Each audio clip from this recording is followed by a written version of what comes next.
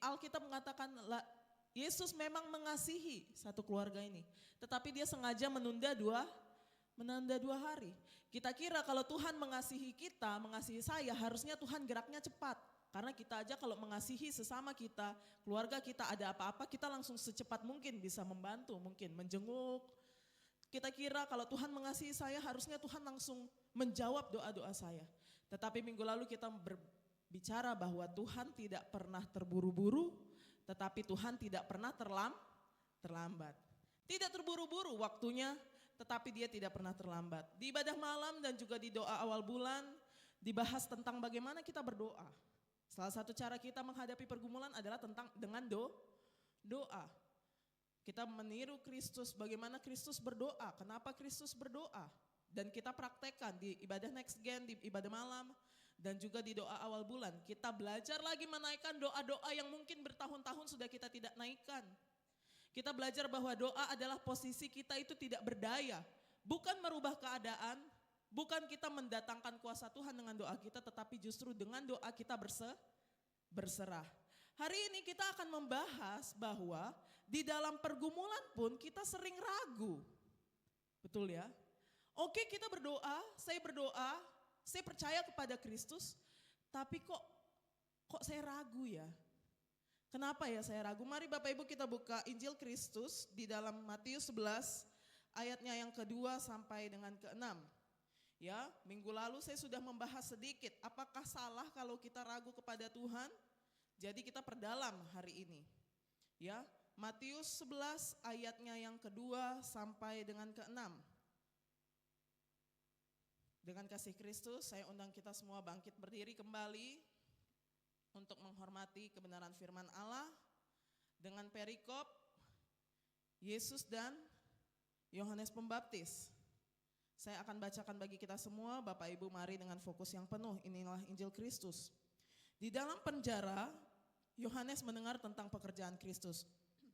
Lalu menyuruh murid-muridnya bertanya kepadanya, "Engkaukah yang akan datang itu atau haruskah kami menantikan orang lain?"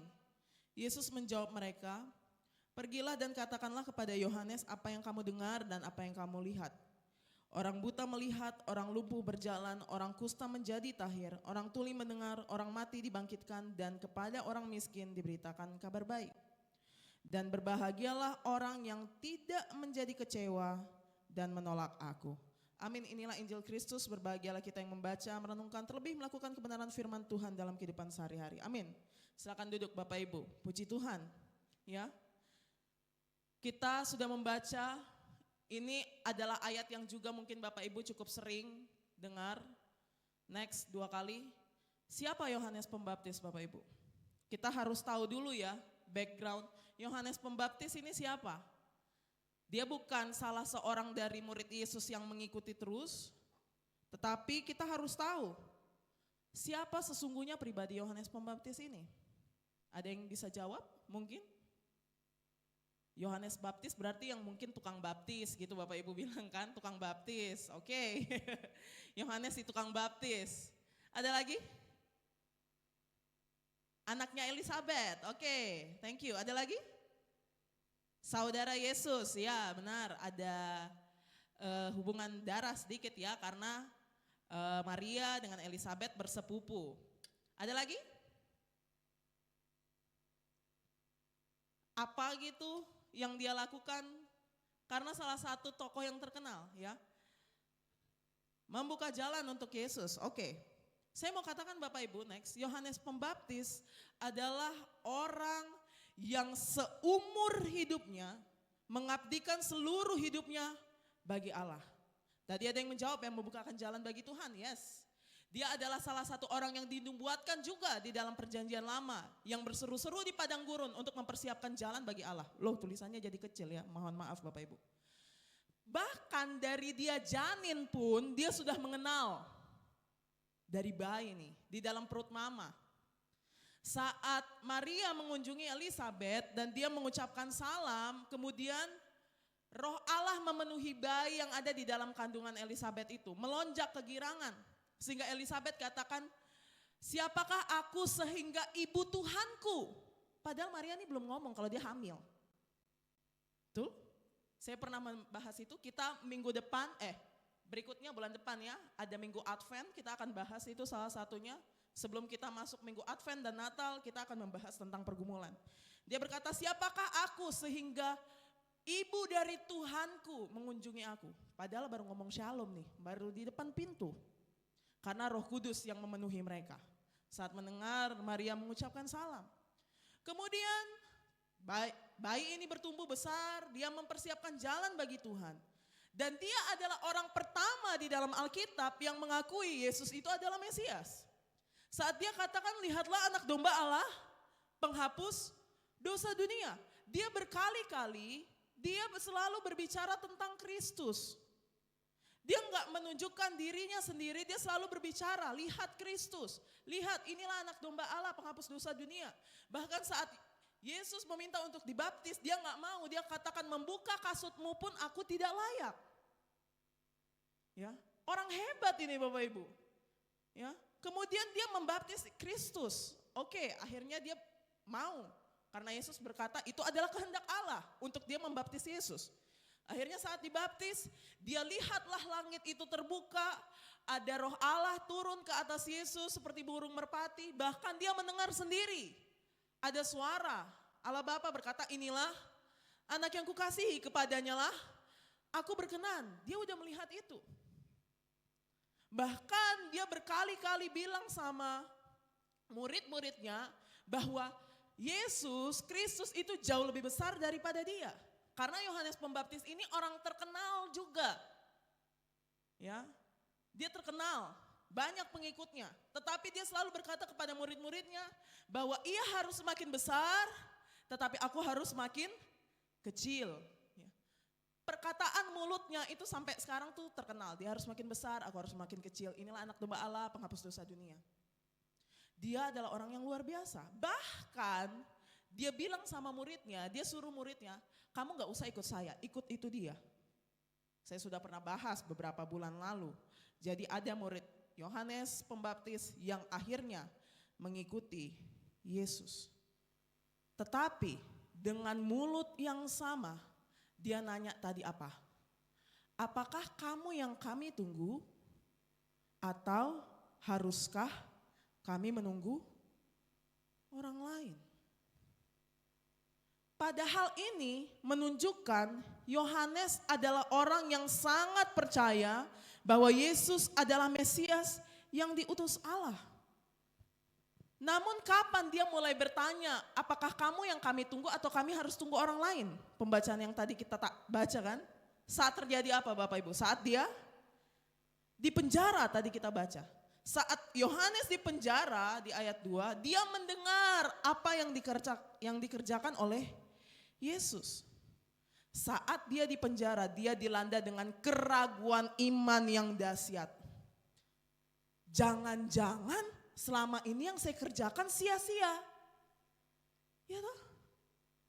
Jangan-jangan saya kena prank kalau kata anak Gen Z zaman sekarang. Kita udah bikin begini, ternyata enggak itu yang diharapkan. Akhirnya dia bertanya, apakah kamu yang kami tunggu atau kami harus menunggu orang lain? Saya mau katakan Bapak Ibu, kepada Bapak Ibu semua, next, bahwa orang yang mencintai Tuhan masih dapat meragukan Tuhan. Saya mau katakan itu. Bapak Ibu mencintai Tuhan? Di sini semua? Percaya Yesus adalah Mesias? Percaya bahwa Yesus adalah Tuhan yang hidup? Tapi kita yang mencintai Tuhan masih dapat meragukan Tuhan. Bukan hanya Yohanes Pembaptis, banyak tokoh-tokoh di Alkitab yang menunjukkan keraguan imannya kepada Tuhan. Tidak ada satupun orang yang kebal dari keraguan iman Bapak Ibu. Keraguan iman dapat hadir dalam setiap orang percaya. Abraham, Ayub, Gideon, Daud, Asaf, Elia, Petrus, Thomas. Murid-murid yang sisa 11. Setelah Kristus bangkit, waktu Kristus mau naik ke surga, mereka pun mau menyembah Yesus pun masih ragu-ragu. Dan mungkin itu juga yang sering Bapak Ibu hadapi. Sering sekali tantangan, permasalahan, pergumulan di dalam kehidupan kita membuat kita merasa Tuhan tuh gak ada, Tuhan itu senyap, Tuhan itu bisu. Salah satu keraguan iman saya yang paling besar adalah saat ayah saya kena cancer. Saya bingung di situ. Dia kan melayani. Jadi tantangan iman saya paling besar di situ adalah saat ayah saya cancer. Tetapi saya meragukan Tuhan, gimana sih kok Tuhan jahat ya? Pelayanan loh dia. Bahkan waktu itu kami mau melayani ke Australia. Bersamaan dengan mau waktu itu wedding anniversary-nya papa dan mama saya. Kita mau melayani di Sydney kalau nggak salah. Tetapi di saat hari di mana kami berangkat itu yang sudah kami rencanakan, disitulah dia harus dioperasi untuk diangkat sel kankernya. Jadi Bapak Ibu, di saat itu saya bingung, tetapi saya tidak menunjukkan kebingungan itulah ya. Pak Gembala ini bos ya kan. Ya udahlah, mungkin itu pertandingan imannya, tetapi saya juga bingung, kenapa ya? Tetapi saat saya ragu, di saat yang bersamaan saya juga merasa bersalah karena saya ragu. Paham? Karena kita selama ini mengira kalau kita meragukan Tuhan, kita jadi korbannya double secara rohani. Kita korban karena sudah ragu kepada Tuhan, di saat yang bersamaan kita merasa bersalah karena kita ragu kepada Tuhan.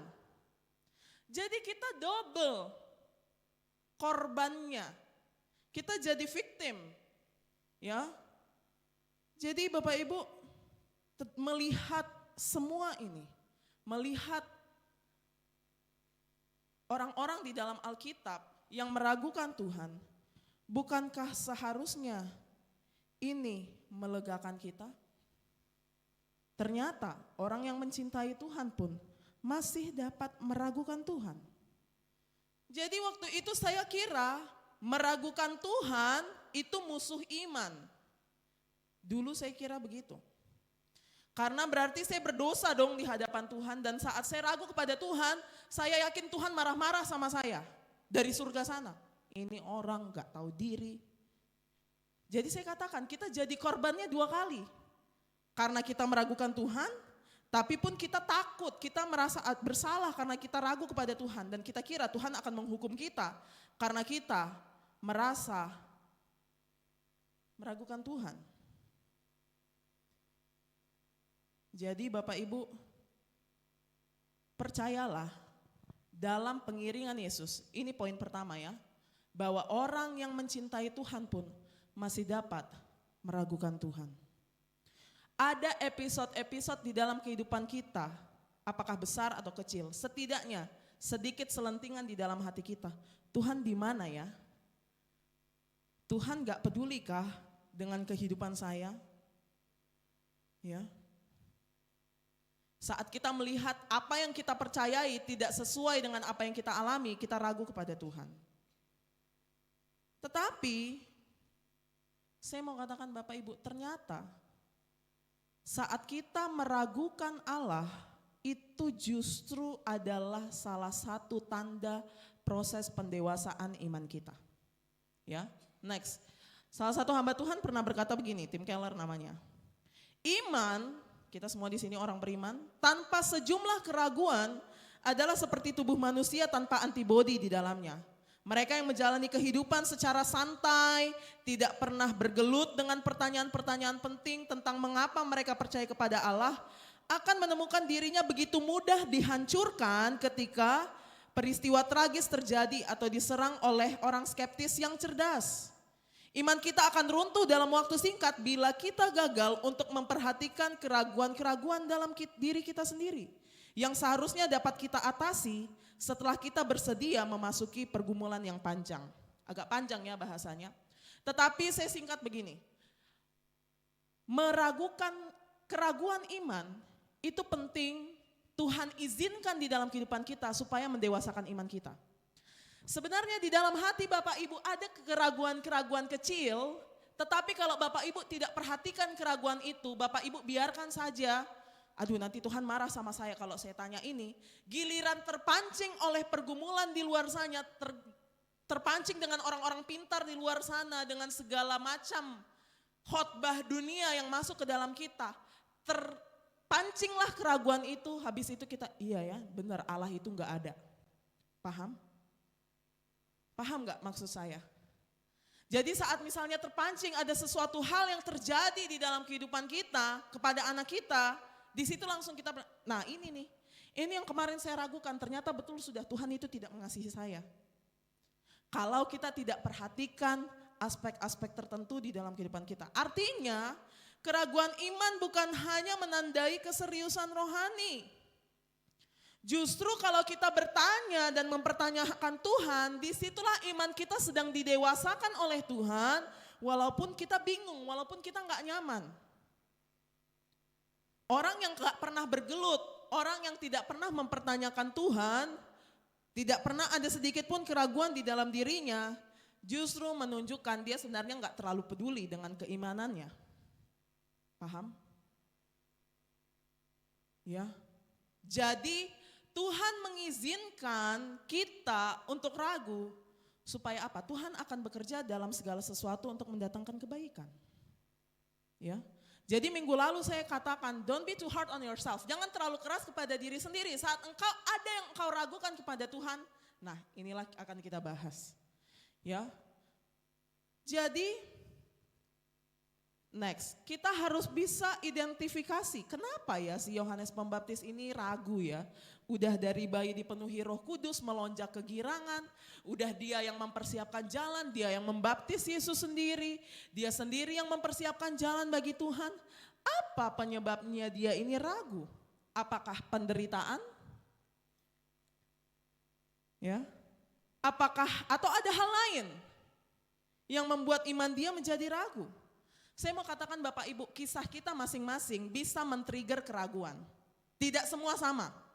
Kisah Yohanes dengan kisah para murid-murid, dengan kisah Gideon, kisah Asaf, kisah Abraham, kisah Ayub, trigger keraguan kepada Allahnya itu masing-masing beda. Tetapi ada, jadi Bapak Ibu pun bisa Bapak Ibu karena pergumulan, bisa karena Bapak Ibu sakit penyakit, bisa karena Bapak Ibu mungkin apapun tantangan yang ada, itu bisa men-trigger kita ragu kepada Tuhan. Oke? Sampai di situ dulu. Tetapi kita harus identifikasi nih, Yohanes Pembaptis apa sih yang membuat dia ragu kepada Tuhan, padahal dia sudah sehebat ini. Dan seringkali yang karena dilakukan Yohanes Pembaptis ini, salah satu hal yang paling kita kerjakan, paling sering kita lakukan di dalam kehidupan kita masing-masing. Ya, jadi kita akan fokus dulu kepada Yohanes Pembaptis, saya tidak bahas yang lain-lain. Jadi menurut Bapak Ibu, apakah karena dia masuk penjara, dia meragukan Tuhan? Menurut Bapak Ibu, apakah karena dia masuk penjara? Apakah karena dia menderita mungkin?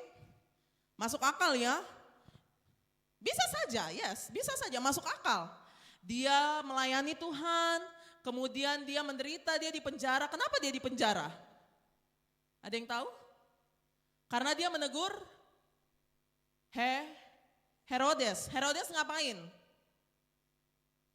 Dia menikahi iparnya sendiri, ya.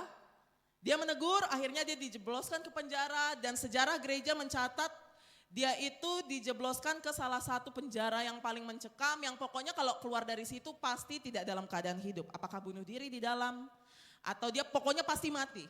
Dan faktanya apakah Yohanes Pembaptis mati? Mati. Kepalanya dipenggal, dikasihlah jadi hadiah kepala yang dipenggal itu. Ya. Masuk akal ya kalau ini membuat dia ragu kepada Tuhan ya. Tetapi di saat yang bersamaan kita juga coba lihat dari sisi lain. Apakah Yohanes Pembaptis ini orang yang tahan banting atau lepu-lepu? Tahan banting. Dia itu adalah pelayan Tuhan yang hidupnya di padang gurun. Dia makannya apa? Belalang dan madu, ya.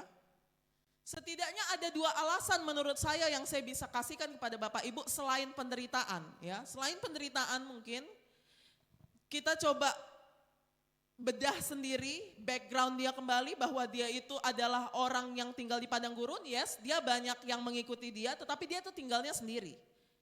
Dia hidup sangat sederhana, Dia terbiasa hidup sendirian, makanannya sederhana. Dan alasan kedua, waktu dia suruh murid-muridnya nanya, dia pun gak bilang begini, kalau memang kamu Mesias yang kami tunggu, tolong keluarkan saya dari sini. Dia minta itu enggak? Enggak, dia enggak minta itu.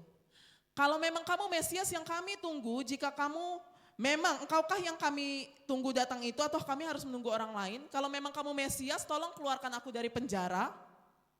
Dia enggak request itu. Jadi kira-kira apa alasan lain ya selain penderitaan mungkin? Selain penderitaan yang mungkin dia hadapi? Next.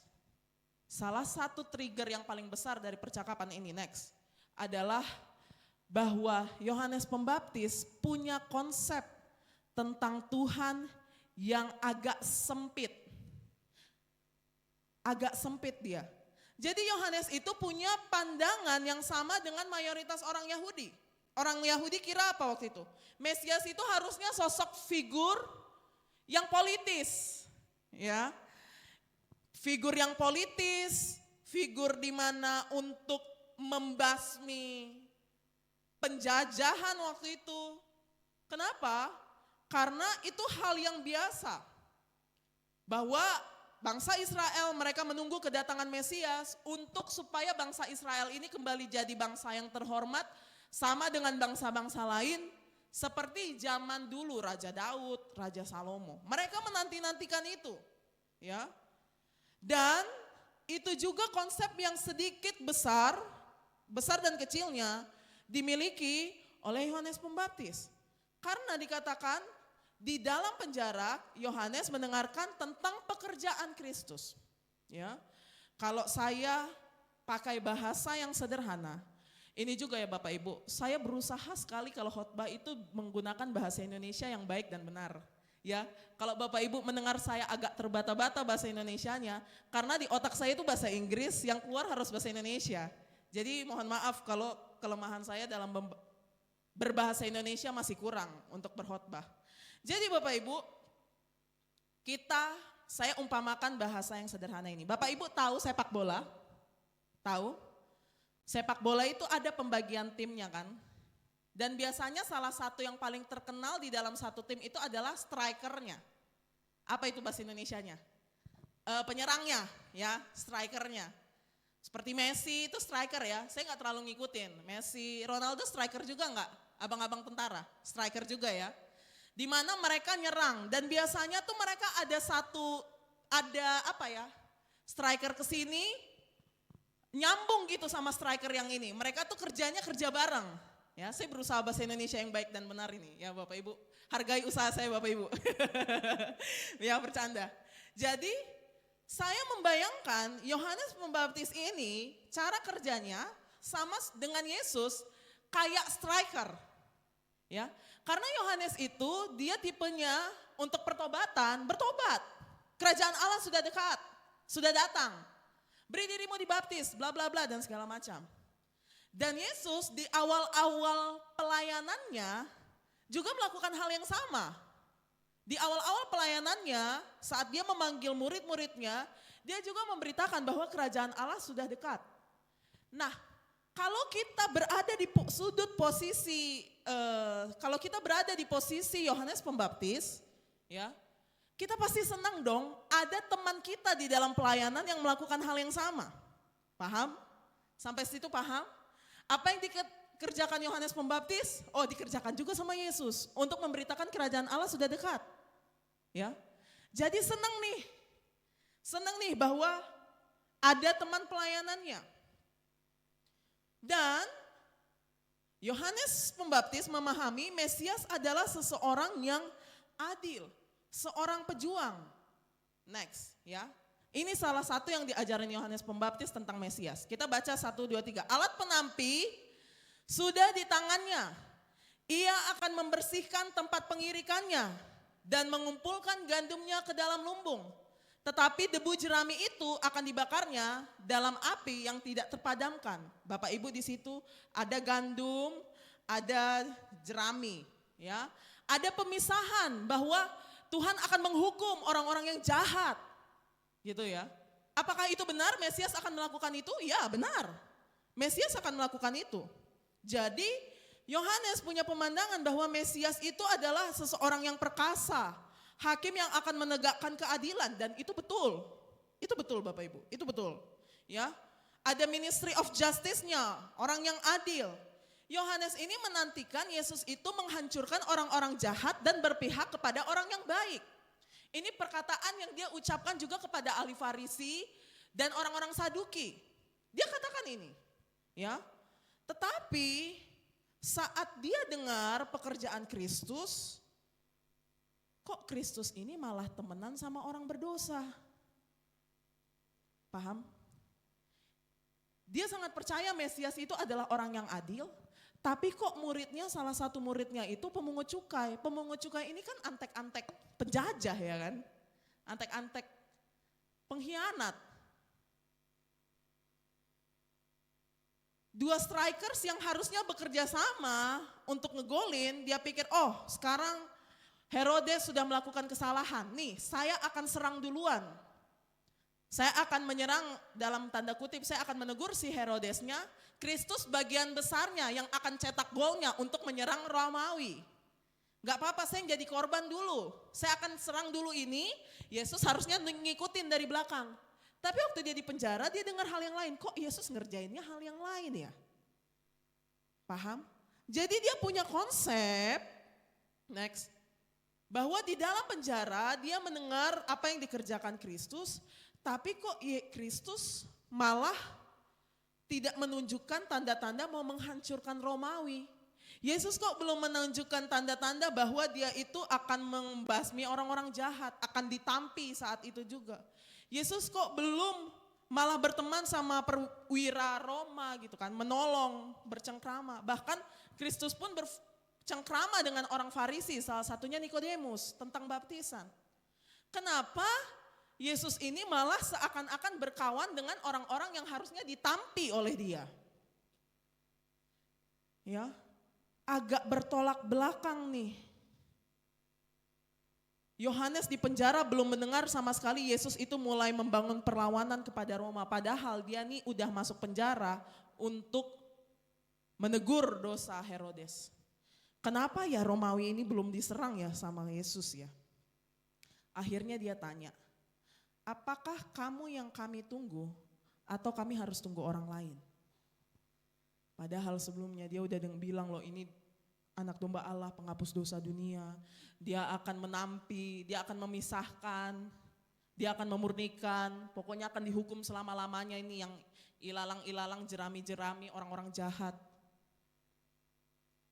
Sehingga next, poin kedua, seringkali keraguan iman kita, Bapak Ibu meragukan Tuhan karena Bapak Ibu punya konsep tertentu tentang Allah.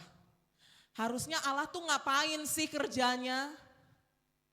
Bapak Ibu sudah punya konsep Allah tuh harusnya bikin A, B, C. Kalau saya sakit harusnya Tuhan segera menyembuhkan. Katanya Allah penyembuh. Allah penyembuh kan dia, benar enggak? Benar dia Allah penyembuh, tapi saat kita sakit dan kita belum sembuh, kita udah punya konsep nih, apakah Tuhan tidak mengasihi saya? Dosa yang mana nih? Dosa tahun 97 kah yang saya kerjakan? Yang akhirnya Tuhan hukum? Kita punya konsep, seringkali kita ragu kepada Tuhan karena kita punya konsep tentang Allah, hal-hal tertentu dan dia harusnya ngapain. Dan saat konsep itu tidak terpenuhi, kita mulai meragukan Tuhan ini di mana? Kok dia nggak mengerjakan hal yang seharusnya dia kerjakan? Paham ya? Kita masing-masing punya konsep masing-masing kepada Tuhan. Ya? Dan Tuhan menjawab apa keraguan Yohanes Pembaptis? Dia kan bisa aja jawab iya atau tidak. Iya dan tidak. Apakah kami harus menunggu orang lain? Apakah kamu yang memang kami tunggu atau kami harus menunggu orang lain? Ini kan pertanyaan yes no question. Jawabannya iya atau tidak. Tapi apa jawaban Tuhan Yesus? Next.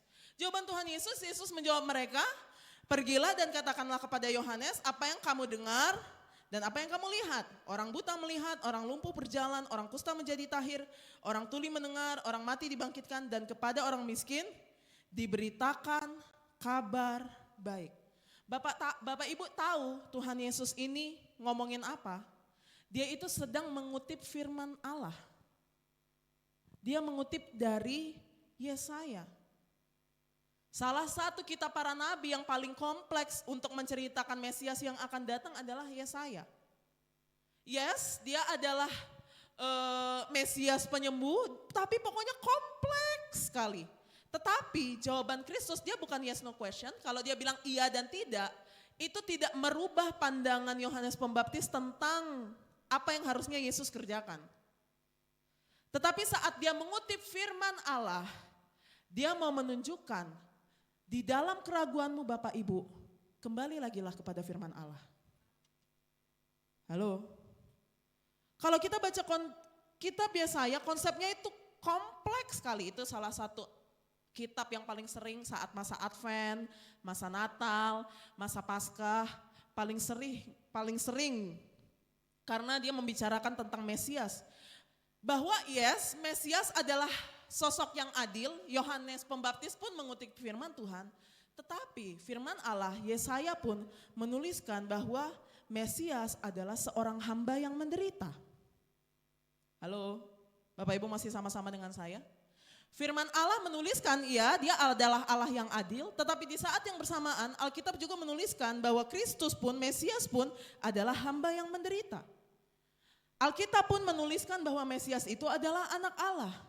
Jadi Yohanes Pembaptis mungkin hanya menekankan tentang keadilan Allah, tetap sebagai hakim, sebagai pejuang untuk membebaskan kita, bahkan kan sebenarnya untuk membebaskan tawanan. Ada juga tulisan itu kan, tapi nggak dikutip sama Tuhan Yesus di situ. Jadi Mesias, apa yang dia kerjakan sangat kompleks, dia orang yang adil tetapi dia juga penuh kasih. Ya, jadi Tuhan katakan di dalam keraguanmu Bapak Ibu saat ini, mari kembali lagi kepada firman-Nya yang akan memberikan kekuatan. Ya. Dan Tuhan melanjutkan perkataan itu dengan apa next? Berbahagialah orang yang tidak menjadi kecewa dan menolak aku. Kecewa dan menolak ini Bapak Ibu dalam bahasa aslinya itu sama. Skandalizo di bahasa aslinya. Jadi skandal itu apa Bapak Ibu? Wah ini skandal baru nih, kita bilang kan skandal baru. Skandal itu sesuatu yang terjadi yang kita anggap tidak wajar dan tidak sepatutnya. Paham? Ada skandal, hamba Tuhan melakukan A, suatu skandal yang luar biasa. Kenapa kita katakan skandal? Karena itu tidak seharusnya dan tidak sepatutnya. Itulah skandal. Nah, seringkali karena kita punya konsep tertentu kepada Tuhan, kalau Tuhan punya kasih dan segala macam, harusnya Tuhan bikin ini, seharusnya Tuhan bikin ini. Next, apabila kita punya pengenalan kita kepada Kristus agak sempit dan kurang tepat, maka kita pasti akan memandang Kristus sebagai skandal dalam tanda kutip yang mengecewakan. Makanya seringkali kita kecewa kepada Tuhan. Padahal yang salah bukan Yesusnya, kitanya yang punya ekspektasi yang kurang tepat kepada Allah. Paham Bapak Ibu? Ya. Sehingga Tuhan Yesus kembali menolong Yohanes Pembaptis dengan cara apa? Dengan kembali mengutip firman Allah. Secara lengkap dan secara utuh. Halo. Katakan secara lengkap dan secara utuh. Karena Tuhan Yesus mengutip Yesaya 31 dan 65. Padahal Yesaya juga menuliskan untuk membebaskan tawanan. Dan Yohanes Pembaptis ini kan tawanan nih, tapi gak dikutip oleh Yesus. Jadi Bapak Ibu, pengenalan kita apabila sempit sekali tentang Kristus, akan membuat Kristus tuh seperti tanda kutip skandal yang mengecewakan. Padahal masalahnya bukan pada Allah kita, tetapi masalahnya ada di dalam hati kita. Yang punya konsep mau ngatur-ngatur Tuhan. Kita hobi ngatur Tuhan di sini, siapa yang hobi ngatur Tuhan? Siapa yang hobi mengatur Tuhan? Puji Tuhan ada yang jujur, ada yang hobi ngatur Tuhan, yang lain enggak ya? Luar biasa, go with the flow. Puji Tuhan ya. Tapi jujur Bapak Ibu, kita di dalam doa kita sering ngatur Tuhan kan? Jujur aja. Dan saat kalau doa itu tidak terwujud, kita jadi kecewa. Ingat lagi materi tentang khotbah tentang doa kemarin. Ya. Tuhan Yesus di Taman Getsemani 3 kali dia mendoakan hal yang sama, dia tetap mati enggak? Tetap mati. Itulah kehendak Allah. Saat Tuhan katakan, tetapi bukan kehendakku yang jadi melainkan kehendakmu. Doa adalah bentuk kita berserah kepada Tuhan. Doa adalah bagaimana kita berkata-kata berkomunikasi kepada Tuhan supaya doa kita selaras dengan kehendak Allah. Jadi next saya mau katakan Bapak Ibu yang punya ekspektasi kepada Allah. Good job, baik. Tetapi berbaliklah kepada firman Allah yang lengkap. Allah penuh kasih, ya kita katakan Allah kan penuh kasih, betul? Betul, Allah penuh kasih. Tetapi kita kira Allah penuh kasih itu kalau kita doain A, B, C, D, E, semuanya itu harusnya dipenuhi kalau Allah penuh kasih. Kita lupa kalau dia itu Allah yang berdaulat juga. Paham? Dia Allah yang penuh kasih, yes. Di saat yang bersamaan dia pun Allah yang berdaulat. Dia Allah yang penuh kasih, iya betul. Tetapi di saat yang bersamaan dia juga Allah yang adil. Ya. Jadi segala ekspektasi kita, konsep kita tentang Allah, kita luaskan lagi.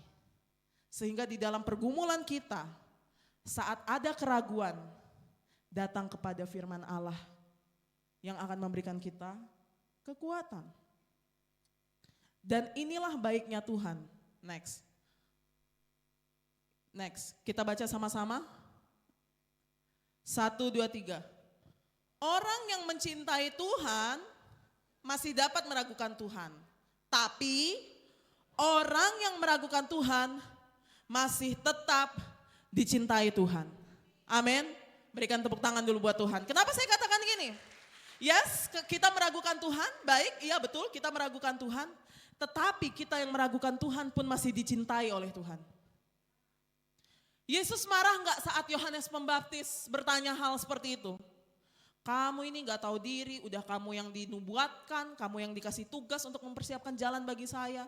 Apa gunanya kamu melayani bertahun-tahun itu? Ada gak dia ngomong kayak gitu? Ya, apa gunanya kamu melayani berarti bertahun-tahun? Apa yang kamu bilang itu? Gak ada gunanya. Ada dia bilang gitu? Enggak. Dengan lembut Kristus kembali mengajar kita dengan firman-Nya yang memberikan kekuatan.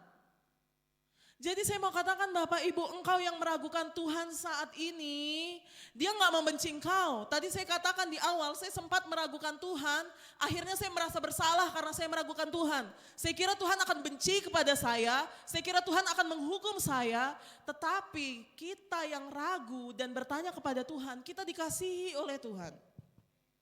Kalau Bapak Ibu lihat ayat-ayat di bawahnya, bahkan Tuhan Yesus memuji-muji apa yang dikerjakan oleh Yohanes Pembaptis. Bahwa tidak ada orang yang lebih mulia lagi yang pernah dilahirkan oleh wanita daripada Yohanes Pembaptis. Semua yang dia dikerjakan, bahwa perjanjian lama itu bahkan menubuatkan dia. Orang yang mencintai Tuhan, kita masih bisa meragukan Tuhan. Tapi orang yang meragukan Tuhan masih saja tetap dicintai oleh Tuhan.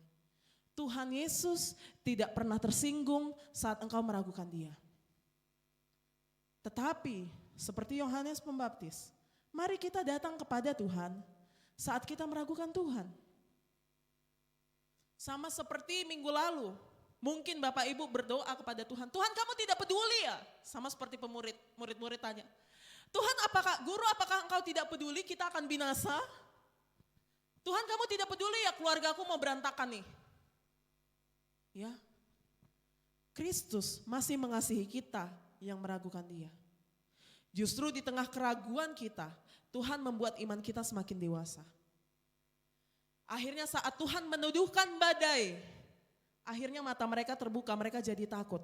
Siapakah orang ini? Sampai alam pun tunduk terhadap apa yang dia katakan. Kalau kita bertanya begitu dan Tuhan menunjukkan siapa dirinya, pergumulan kita, keraguan kita, justru saat-saat di mana Tuhan akan menunjukkan identitas dia sebenarnya itu siapa. Konsep yang kita miliki dan siapa dia sebenarnya itu akan Tuhan tunjukkan di dalam kehidupan kita. Amin. Jadi Tuhan tidak akan tersinggung apabila engkau mempertanyakan hal-hal yang mungkin ingin kau tanyakan kepada Tuhan. Jangan seperti tadi dikatakan Tim Keller. kita punya keraguan di dalam hati kita, tetapi kita biarin. Akhirnya akan dipancing oleh dunia ini untuk kita semakin meninggalkan Tuhan. Tetapi saat engkau ragu, mari datang kepada Tuhan. Karena memang kita nggak bisa. Yohanes Pembaptis, hamba Tuhan sekali berdia pun, dia nggak bisa membangun imannya sendiri selain daripada firman yang akan dia dengar. Yang akan diucapkan dari Yesus. Halo, engkau mau hebat sehebat apapun di dalam pelayananmu. Saat engkau mengalami titik paling bawah dalam pengiringan akan Tuhan, bukan kamu jadi harus, oh berarti saya harus pelayanan lebih giat. Tidak, disitulah saatnya kamu beristirahat dan berdoa kepada Tuhan. Tuhan, tolong saya sedang ragu. Tuhan, keluarga saya begini. Ya, jadi katakan, jangan mengandalkan kekuatan saya.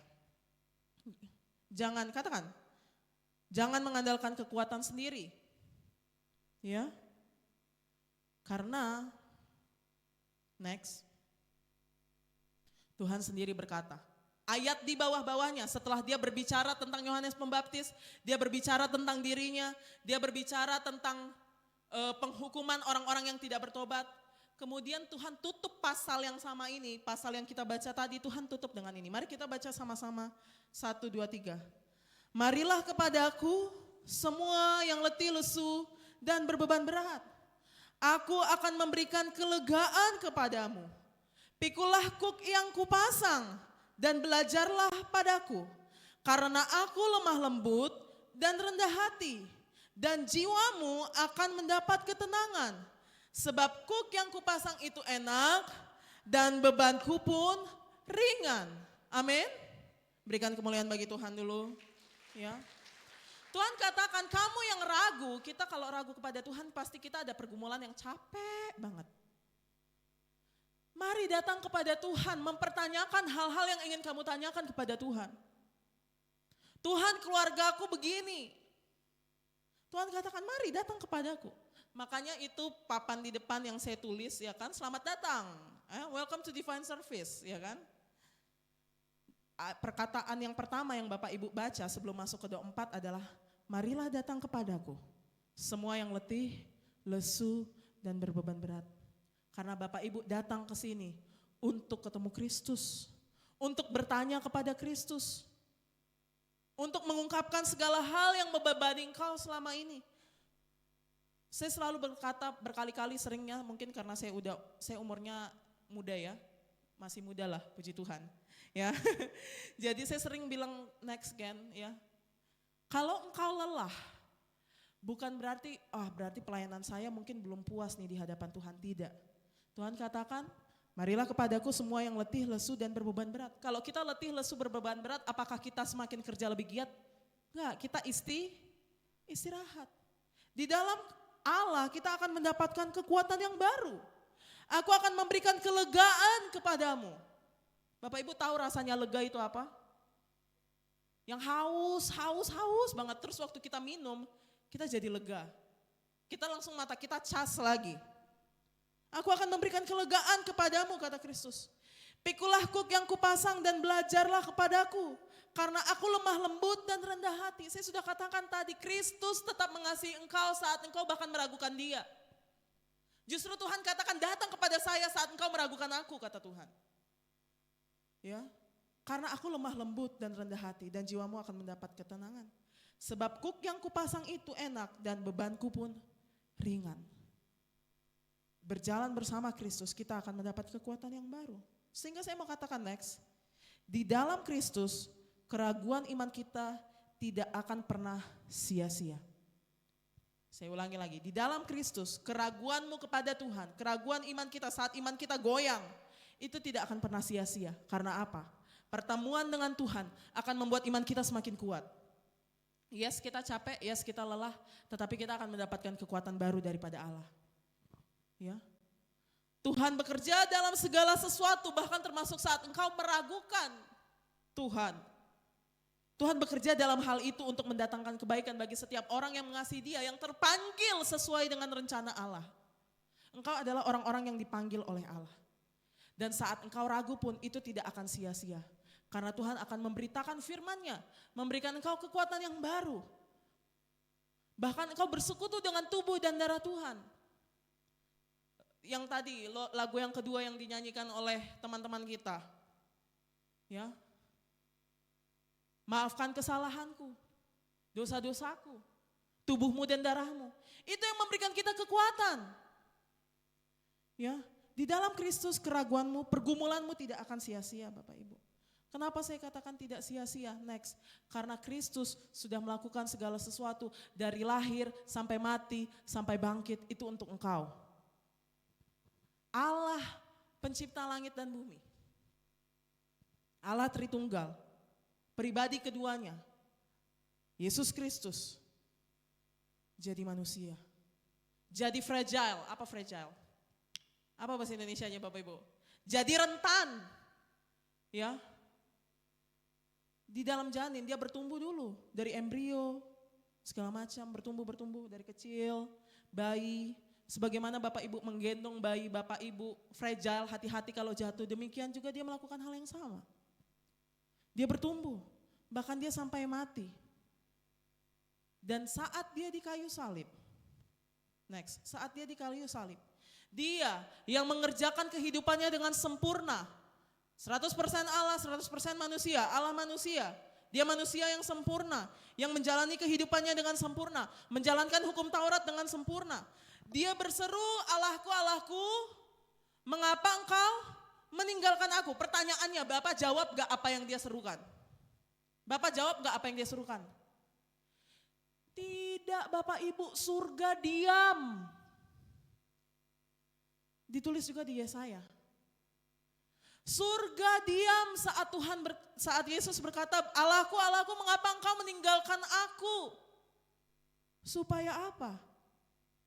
Supaya apa dia bikin itu? Surga sampai bisu gak menjawab dia sama sekali, supaya apa? Supaya kita, orang-orang yang hilang, orang-orang yang ragu, orang-orang yang menangis saat berseru kepada Tuhan, Bapa menjawab. Halo? Dengar? Bapak Ibu masih sama-sama dengan saya? Saya ulangi lagi, supaya Bapak Ibu ingat. Saya selalu katakan kok, di dalam Dok 4 selalu bahas salib. Di atas salib dia berseru, Allahku, Allahku, Eloi, Eloi, lama sabachthani. Allahku, Allahku, mengapa engkau meninggalkan aku? Bapaknya diam. Surga diam. Supaya apa? Supaya kita yang terhilang. Supaya kita yang ragu. Supaya kita yang berbeban berat saat ini. Saat berseru kepada Tuhan, Allahku, Allahku.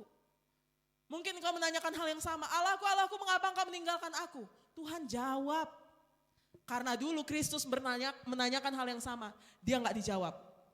Supaya kita sekarang yang berseru-seru kepada Tuhan, doa kita dijawab oleh Tuhan.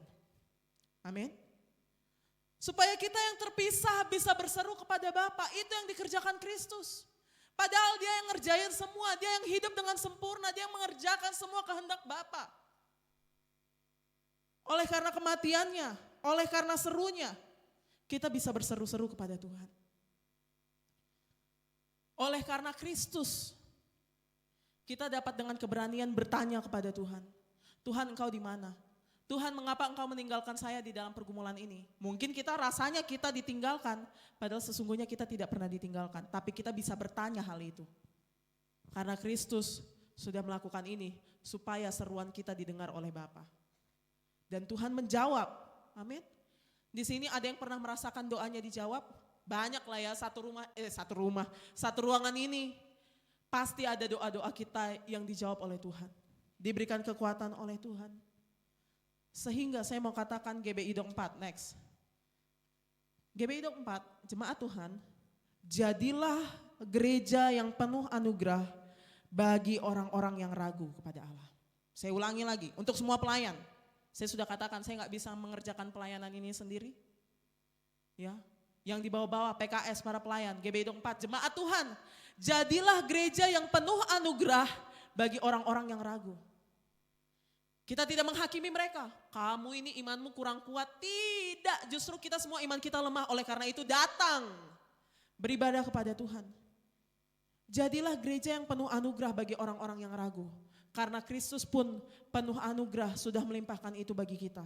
Pertanyaan apapun, keraguan apapun yang kau miliki saat ini kepada Tuhan, didengar oleh Tuhan.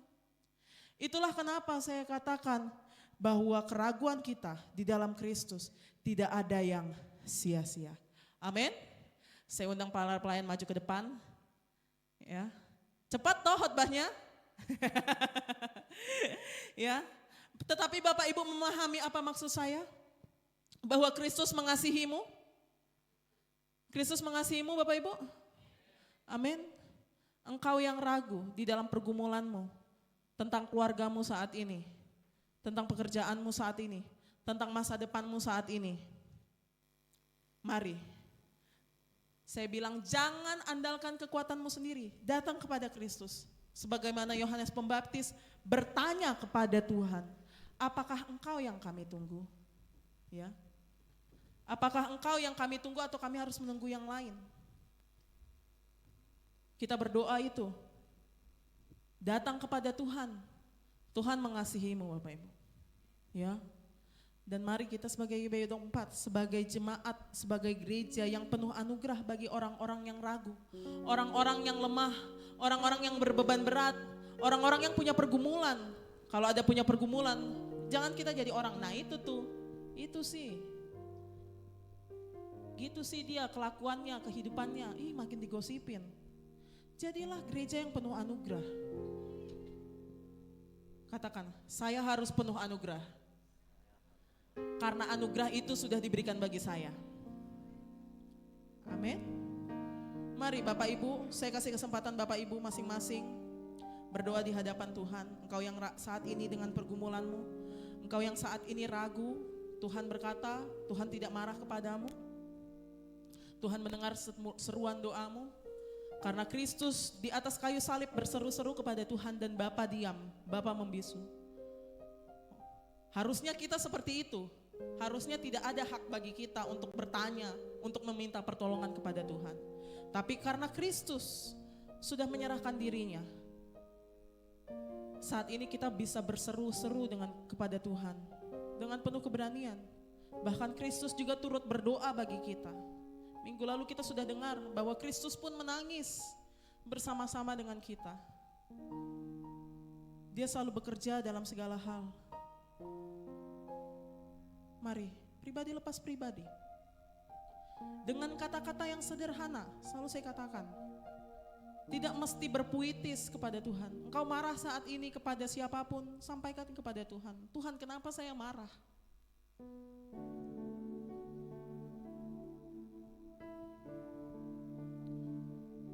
Engkau saat ini dengan hubungan suami istri, apapun itu, belajar lagi berdoa kepada Tuhan, belajar berserah kepadanya. Dia mendengar setiap pergumulan doa-doamu.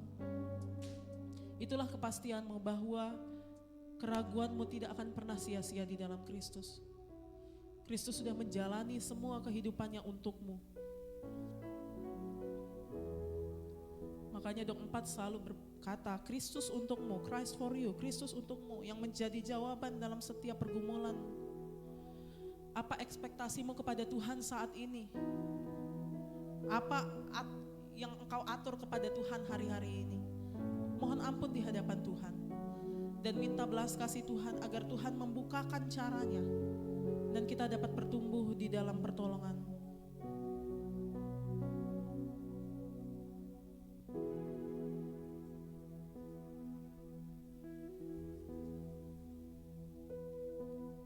Yesus Tuhan, mulialah namamu. Yesus, naikkan doamu kepada Tuhan terus. Besar kuasanya, amarahmu, kekhawatiranmu. Tuhan katakan, marilah datang kepadaku semua yang